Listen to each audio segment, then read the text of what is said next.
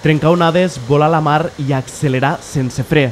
Gas i aigua garanteixen l'extrema adrenalina que exigeixen els pilots de motonàutica. Les Terres de l'Ebre són escenari d'aquesta pràctica i llar d'un campió de jet esquí en categoria F3.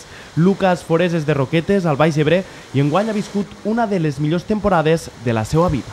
Actualment me trobo a classificatòria, estic en primer lloc del Campionat de Catalunya, a falta de 2 carreres.